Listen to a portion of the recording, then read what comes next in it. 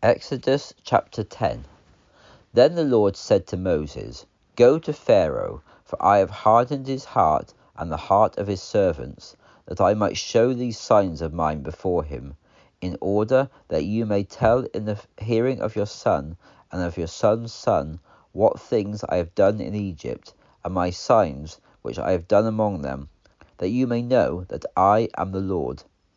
Moses and Aaron came to Pharaoh and said to him, Thus says the Lord, the God of the Hebrews, How long will you refuse to humble yourself before me? Let my people go, that they may serve me. For if you refuse to let my people go, indeed tomorrow I will bring locusts into your territory. They shall cover the face of the earth, such that no one will be able to see the earth. What's more, they shall eat the remainder of that which has escaped, that which remains to you from the hail, and shall eat every tree which grows for you out of the field. And they shall fill your houses, and the houses of all your servants, and the houses of all the Egyptians, which neither your fathers nor your fathers' fathers have seen, since the day that they were on the earth until this day. And he turned and went from Pharaoh. Then Pharaoh's servants said to him, How long shall this man be a snare to us? Let the men go, so that they may serve the Lord their God. Do you not yet know that Egypt is destroyed? So Moses and Aaron were brought back to Pharaoh, and he said to them, Go, serve the Lord your God. But who are the ones that shall go? And Moses said, We will go with our young and our old, with our sons and our daughters, with our flocks and our herds we will go, for we must hold a feast to the Lord. Then he said to them, The Lord indeed be with you when I let you and your little ones go. Beware, for evil is before you. Not so.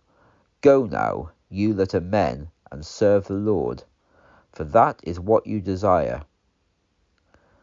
Then they were driven out from Pharaoh's presence. Then the Lord said to Moses, Stretch out your hand over the land of Egypt for the locusts, so that they may come up upon the land of Egypt, and eat every herb of the land, even all that the hail has left. So Moses stretched forth his rod over the land of Egypt. Then the Lord brought an east wind upon the land all that day and all that night, and when it was morning, the east wind brought the locusts. The locusts went up over all the land of Egypt, and settled down in all the territory of Egypt. They were very grievous. Never before had there been such locusts as they, nor would there be such ever again.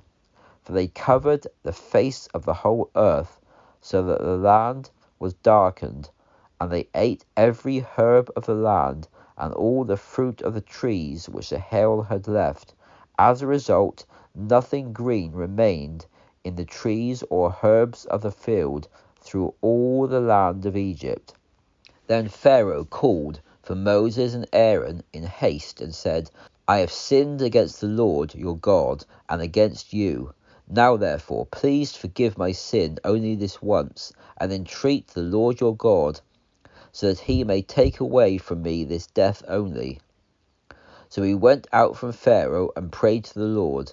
Then the Lord turned a mighty strong west wind, which took away the locusts and threw them into the Red Sea. Not one locust remained in all the territory of Egypt.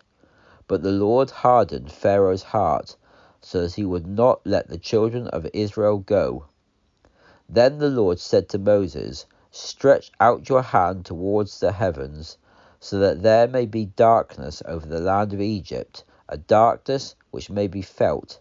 So Moses stretched forth his hand towards the heavens, and there was a thick darkness in all the land of Egypt for 3 days. They did not see one another, nor did anyone rise from his place for 3 days. But all the children of Israel had light in their dwellings. Then Pharaoh called to Moses and said, Go serve the Lord, only let your flocks and your herds be detained. Even let your little ones also go with you. But Moses said, You must also give us sacrifices and burnt offerings, so that we may sacrifice to the Lord our God. Our livestock will go with us also, not a hoof will be left behind, for we must take of them to serve the Lord our God, and we do not know with what we must serve the Lord until we get there." But the Lord hardened Pharaoh's heart, and he would not let them go. So Pharaoh said to him, "Get away from me, watch yourself, do not see my face any more, for in the day you see my face you shall die." Then Moses said, "As you wish, I will never see your face again."